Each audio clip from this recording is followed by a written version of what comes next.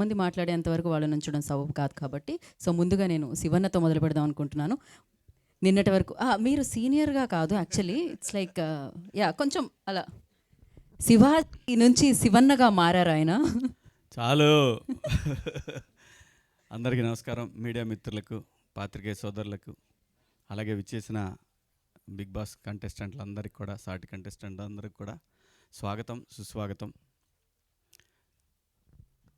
సోహైల్ అన్నీ తానై నడిపిస్తున్నాడు అని అందరూ చెప్తా ఉన్నారు. అంటే బిగ్ బాస్ హౌస్కి వెళ్తే ఇవన్నీ నేర్చుకోవచ్చు. నిజం చెప్తున్నా, ఈ ఏజ్లో అంటే రెస్పాన్సిబిలిటీ.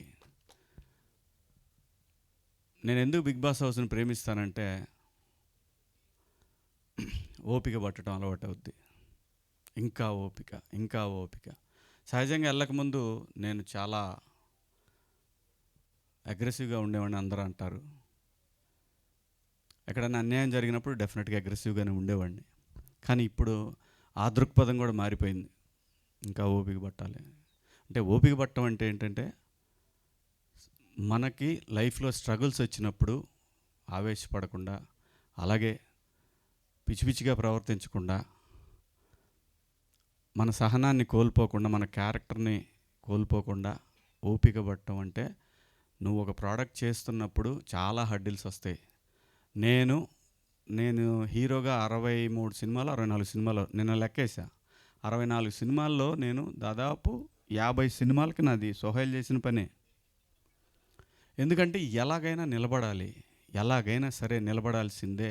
అది వచ్చిన డబ్బులు ఖర్చు పెడతామా, మన దగ్గర ఉన్నది ఖర్చు పెడతామా, లేదంటే అప్పులు తెచ్చి పెడతామా, ఇవన్నీ కూడా ఏంటంటే, మనం ఎలాగైనా ఇక్కడ నిలబడాలి అనే తపన. అది వర్కౌట్ అవుద్ది, ఇట్ టేక్స్ టైం. అయినా సరే ఓపిక కావాలి. అందుకే అంటుంది పేషెన్సీ. ఈ ఏజ్లో అది ఎక్కడ అలవాటు అవుద్ది అంటే, బిగ్ బాస్ హౌస్కి వెళ్ళి వచ్చిన తర్వాత అలవాటు అవుద్ది. నిజంగా చెప్తున్నా, ఇదైతే వాస్తవం. బిగ్ బాస్ హౌస్ చాలా నేర్పిస్తుంది జీవితంలో, మనిషికి చాలా చాలా చాలా నేర్పిస్తుంది.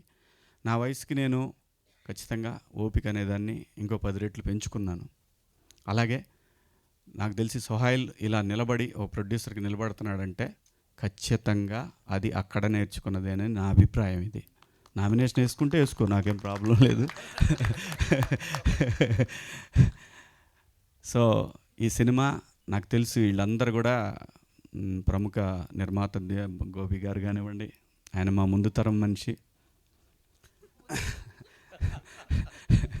అంటే ముందు తరం అంటే మాకన్నా ముందు వచ్చాడని ఉద్దేశం. ముందు ఫిలిం నగర్లో కాలు పెట్టాడు. అది మా కర్మ కొద్ది, మా అదృష్టం కొద్ది. సో వీళ్ళందరూ కూడా ఇందులో కోనేటి సీన్ కానీ, వీడి ఫ్రెండ్, గోపికి ఫ్రెండ్. సో ఇంకా తర్వాత అదిగో వాడు ఉన్నాడు, ఇంకోడు ఉన్నాడు, అదిగో మా వాడు సీను వీడు చాలా ఇంత చిన్న పిల్లాడు అప్పుడు వచ్చాడు జెమినీ టీవీలో పనిచేసేవాడు.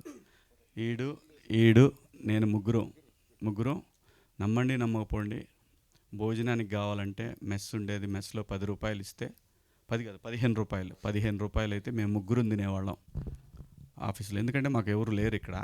సో ఖచ్చితంగా రూము అదే పరిస్థితి. అక్కడి నుంచి వీడు నిజం చెప్పాలంటే చాలా కష్టపడి ఇంత దూరం వచ్చాడు. చాలా అంటే చాలా. అందరూ కూడా ఇవన్నీ ఎందుకు చెప్తున్నా అంటే, ఎగ్జాంపుల్స్ ఇక్కడ ఉన్న స్టోరీలు అన్నీ అయ్యే.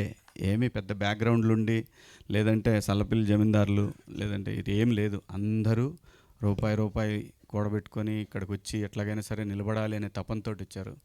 సో ప్రేక్షకులను కోరేది ఏంటంటే, వాళ్ళన్నీ మంచి ప్లాట్ఫామ్స్ వచ్చినాయి, ఓటీటీలు కానీ వీటన్నిటి కానీ. సరే ఓటీటీలో అయినా సరే చూడండి, అంత టైం లేకుండా ఉండదని నేను అనుకుంటున్నాను. ఓటీటీలో అయినా చూడండి అట్లీస్ట్. ఎందుకంటే చిన్న సినిమా అని ఈజీగా తీసుకోవద్దు. మీరు ఇవాళ చూడండి, నేను చేసిన సినిమాలన్నీ ఇప్పుడే వేస్తున్నారు. మంచి కథలే, టైం బ్యాడ్ అంతే, ఏం లేదు. సో సినిమా అనేది నిజంగా మనకు స్ట్రెస్ బస్టరు.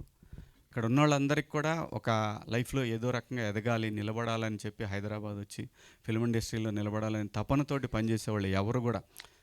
ఒక్కొక్కరికి ఒక్కొక్క టైం వస్తుంది. ఆ టైం వచ్చి ఖచ్చితంగా వస్తుంది. వీళ్ళందరికీ మొత్తానికి టైం, అందరికీ టైం వస్తుంది. ఎవ్వడికి టైం రాకుండా ఎవ్వడు ఉండడు. ప్రతి వాడికి టైం వస్తాయి. ఒకటి ఓపిక కావాలి, కష్టపడి దాని మీద అంటే మన క్యారెక్టర్ అనేది చూపిస్తే ఖచ్చితంగా ఏదో ఒక రోజు నిన్ను మాత్రం తీసుకెళ్ళి అక్కడ కూర్చోబెడుతుంది. అందులో సందేహం లేదు. చాలా ఎగ్జాంపుల్స్ ఉన్నాయి దీనికి సినిమా ఇండస్ట్రీలో.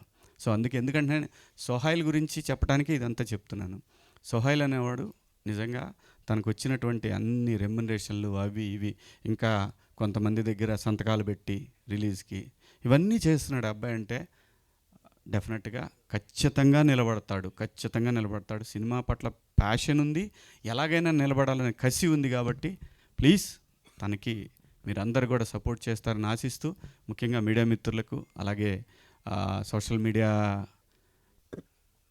సమూహానికి అందరికి కూడా రిక్వెస్ట్ చేసేది ఏంటంటే ప్లీజ్ చిన్న సినిమాని బతికించండి, ఎదుగుతున్న ఆర్టిస్టులని నిలబెట్టండి. ప్రతి ఒక్కళ్ళు కూడా ఏదో ఒక సాధించాలి. మీరు ఎట్లయితే కెమెరాలు పట్టుకొని పెన్నులు పట్టుకొని వచ్చారో అందరూ కూడా ఏదో ఒకటి సాధించాలని ఇక్కడికి వచ్చారు. ఈ సినిమాకి పనిచేసిన ఆర్టిస్టులు కానివ్వండి, ప్రతి ఒక్కళ్ళు కూడా, ప్రొడ్యూసర్ భాష పాపం ఊరికి చిన్న సంచి తీసుకొని వచ్చాడు. వీడికి చిన్న సంచి తీసుకొని, సార్ మనం సినిమా తీద్దామని వచ్చినాం సార్ అన్నాడు. అమ్మా దొరికిండ్రా గోపిగడికి అనుకున్నా. అంటే గోపి దగ్గరికి వస్తారు అందరూ. మరి కంప్లీట్ చేశాడు కదా, కొంచెం స్ట్రగుల్స్ హడ్డిల్స్ ఉంటాయి, కానీ సినిమా తీస్తాడు, బయట వేస్తాడు.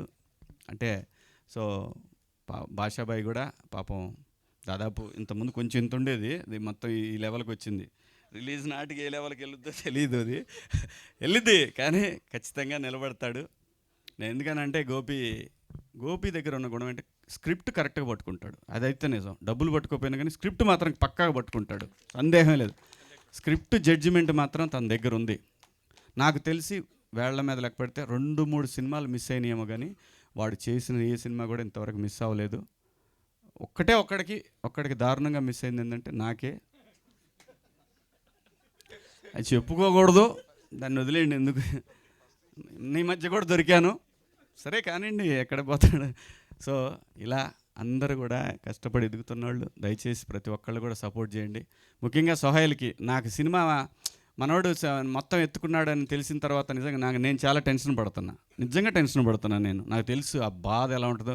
ఇదే ప్రసాద్ ల్యాబులకు వచ్చి ఎన్ని సినిమాల దగ్గర నిలబడ్డానో, ఇదే ప్రసాద్ ల్యాబులో, ఇదే రామానాయుడు కలర్ ల్యాబుల్లో, ఇదే రామోజీ ఫిలిం సిటీలో నైట్ పడుకొని బాక్స్ తీసుకొని వచ్చిన రోజులు ఉన్నాయి. నేను ప్రింట్ తీసుకొని థియేటర్లో వదిలేసి వెళ్ళిన రోజులు ఉన్నాయి. 10:45 ఆ వచ్చే ఆటో వాడిని, పోయేవాడిని, ప్రతివాడిని తిట్టుకుంటా వచ్చి థియేటర్లో, వెంకటేశ్వర థియేటర్లో పడేసిన రోజులు ఉన్నాయి. సినిమాలు అది అంత కష్టం ఉంది దీని వెనకాల. సోహైల్ని తలుచుకుంటే నాకు నిజంగానే ఆ కన్సర్న్ ఉంది. ఖచ్చితంగా ఈ అబ్బాయి నిలబడతాడు, ఏమన్నా కానీ నిలబడతాడు. నిలబడే కసి ఉంది ఆ అబ్బాయి దగ్గర. అలాగే భాషాబాయి పొట్ట ఇలా ఉంటూ నేను చూడలేను, ఇంకొంచెం పెంచాలి మీరు అందరూ కూడా. ఎట్టి పరిస్థితుల్లో కూడా మా బీమ్స్ మ్యూజిక్ గురించి మీ అందరికీ నేను కొత్తగా చెప్పేదే ఉంది. నేను యాక్చువల్గా నేను బిగ్ బాస్ హౌస్కి వెళ్ళే ముందే బీమ్స్ నేను బుక్ చేశాను. తన మ్యూజిక్ డైరెక్టర్గా నేను బుక్ చేసుకున్న తన్ని. సో ఇప్పుడు వచ్చిన తర్వాత కొంచెం సార్ మనది కొంచెం అని అన్నాడు వాళ్ళ మేనేజర్ మొన్న ఫోన్ చేసి.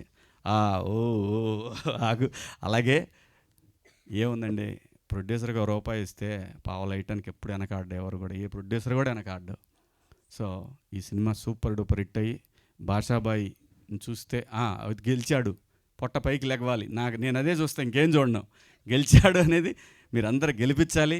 అలాగే సోహైల్ని కానివ్వండి, ఇందులో పనిచేసి